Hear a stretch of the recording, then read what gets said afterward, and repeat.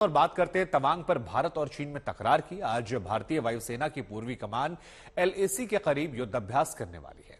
यह युद्धाभ्यास 2 दिन का है और इसकी तैयारी तवांग झड़प से पहले की गई थी।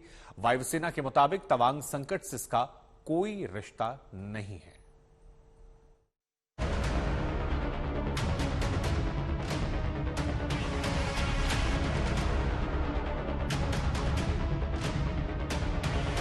गलवान की शिकस्त अगर भूल गया चीन, तवांग की मार अगर ड्रैगन के लिए काफी नहीं, तो आज गौर से देख लेना चीन। एलएसी पर भारतीय वायुसेना की विराट शक्ति। यूं तो इसकी तैयारी पहले से थी, लेकिन बीच में 9 दिसंबर आ गया और तवांग में हिमाकत करने वाले चीनी सैनिकों की कुटाई हो गई। तवांग में बुरी तरह मार खाया चीन शर्मिंदगी से बचने के लिए एलएसी पर सब कुछ सामान्य होने की बात कर रहा है और इधर चीन के गुरूर को धूल चटाने के बाद हिंदुस्तान आज से चीन की सरहद के पास बड़े युद्धाभ्यास का बिगुल फूंक चुका है। सुन लो चीन, सुखोई की दहाड़। आसमान में इठलाते सुखोई 30 MKI लड़ाकू विमान को देख लो चीन।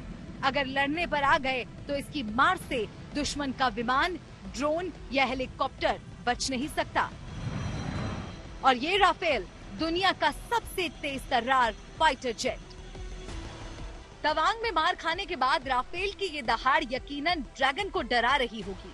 सेना ने हालांकि युद्धाभ्यास को लेकर ज्यादा जानकारी साझा नहीं की है, लेकिन सूत्रों की माने तो 2 दिन के युद्धाभ्यास में राफेल और सुखोई के अलावा वायुसेना के दूसरे लड़ाकू विमान, हेलीकॉप्टर और ड्रोन शामिल होंगे। ये युद्धाभ्यास वायुसेना की पूर्वी कमान करेगी।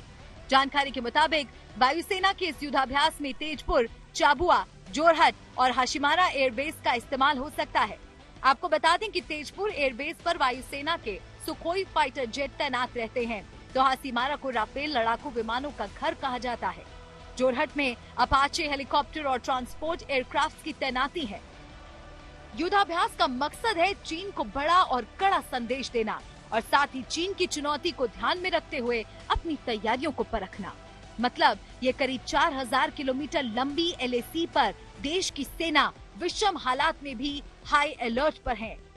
हालांकि चीन की आदत को देखते हुए इस बात के पक्के आसार हैं कि वो भारतीय वायुसेना के युद्धाभ्यास को पचा नहीं पाएगा। आपको बता दें, कुछ दिनों पहले ही भारत और अमेरिका ने वास्तविक नियंत्रण रेखा यानी एलएसी से करीब 100 किलोमीटर दूर उत्तराखंड के औली में बड़ा युद्धाभ्यास किया था। ये वही युद्धाभ्यास है जिससे चीन को बड़ी मिर्ची लगी थी, लेकिन भारत ने चीन के विरोध के बावजूद अमेरिका के साथ युद्धाभ्यास किया था। तवांग में अगर चीन को मुंह की खानी पड़ी तो उसकी वजह है भारतीय सेना की जबरदस्त तैयारी। औली में भारत और अमेरिकी सेना ने war game, search and rescue, unarmoured combat का फुल रिहर्सल किया था। इसमें सबसे अहम चीनी ड्रोन को मार गिराने वाले बाज हैं। युद्धाभ्यास के दौरान प्रशिक्षित बाज ने अपनी ताकत दिखाई थी। ये बाज चीनी ड्रोन को एक झटके में गिराने की क्षमता रखता है। इस युद्धाभ्यास में हाई ऑल्टीट्यूड वॉर यानी जमीन से हजारों फुट की ऊंचाई पर युद्ध लड़ने का रिहर्सल हुआ। मतलब ये लद्दाख से लेकर अरुणाचल तक चीनी सेना का दम निकालने की शक्ति भारत ने दिखाई। आज फिर चीन हिंदुस्तान की उसी ताकत की झलक देखेगा।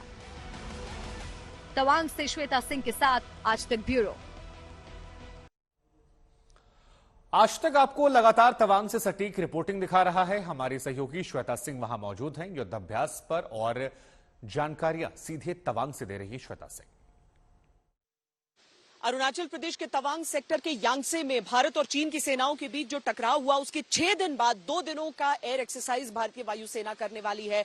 और ये 2 दिन आप पूर्वोत्तर के आसमानों में अलग अलग विमानों को देखेंगे। यहां पर फाइटर जेट्स होंगे, चॉपर्स होंगे, मालवाहक विमान होंगे और साथ ही यूएवीज भी यहां पर उड़ान भरेंगे, क्योंकि जो मॉडर्न युद्ध है, जो मॉडर्न वॉरफेयर है, उसमें सबसे बड़ी ताकत यही यूएवी साबित होते हैं। लेकिन भारतीय वायुसेना अपनी तत्परता को, अपनी तैयारी को इस पूरे इलाके में परखने के लिए ही ये एयर एक्सरसाइज करती है। ईस्टर्न सेक्टर में जो निर्धारित एयर एक्सरसाइज था उन्हीं तारीखों के हिसाब से ये 2 दिन चिन्हित किए गए और यहां पर एयर एक्सरसाइज हो रहा है। आईएएफ ने अपनी तरफ से कहा है कि इसका चीन से हुए टकराव से कोई लेना देना नहीं है।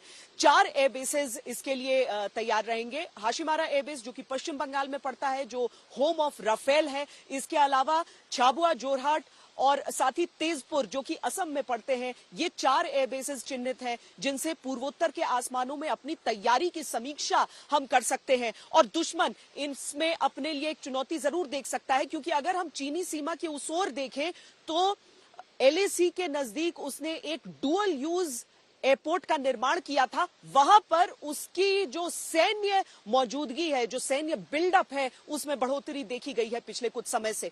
तो भारतीय वायुसेना तैयार है किसी भी तरह की चुनौती का जवाब देने के लिए। इस एयर एक्सरसाइज के जरिए एक संकेत, एक मैसेज ये भी। कैमरा पर्सन सैयद मोहसिन के साथ श्वेता सिंह, तवांग आज तक।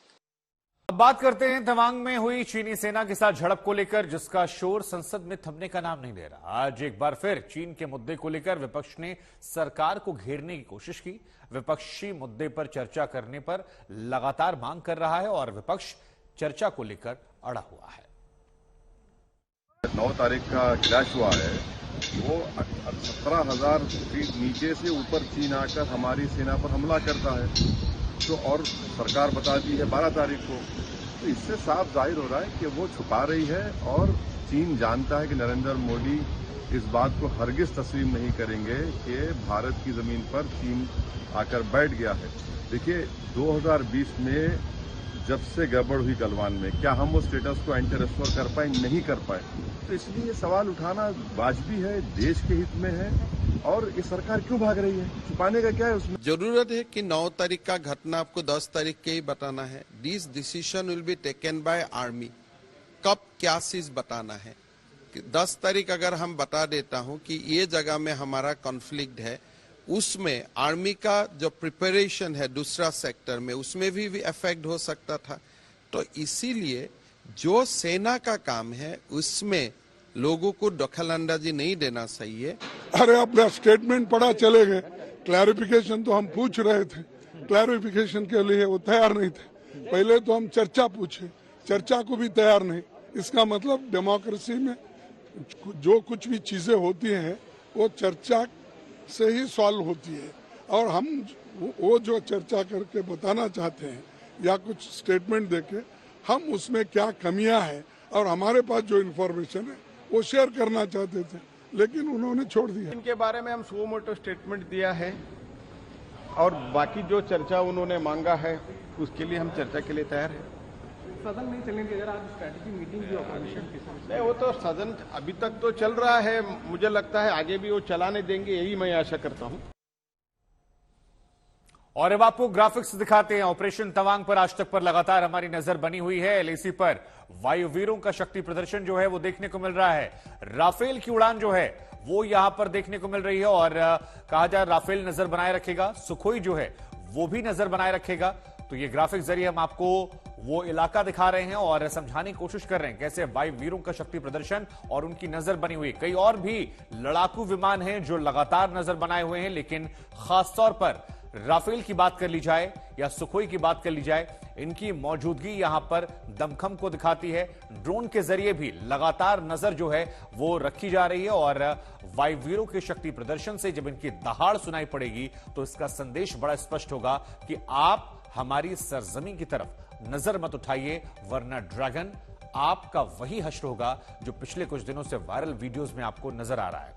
लेकिन फिलहाल एलएसी पर शक्ति प्रदर्शन में कौन कौन से एयरबेस हैं, देखिए कहां से उड़ान भरी जाएगी। तो तेजपुर एयरबेस है जहां से उड़ान भरी जाएगी। झाबुआ एयरबेस है, यहां से भी उड़ान भरी जाएगी। जोरहाट यहां पर एयरबेस है, यहां से भी उड़ान भरी जाएगी। हासीमारा एयरबेस है, यहां से भी उड़ान भरी जाएगी। तो ये अलग अलग एयरबेस हम बता रहे हैं, दिखा रहे हैं जहां से उड़ान भरी जाएगी। अब घेराबंदी जो है कैसे की जाएगी, तो तेजपुर एयरबेस से तैनाती जो है वहां सुखोई की है और यहां से सुखोई जब उड़ान भरेगा तो फिर वो एक मजबूत संदेश देगा।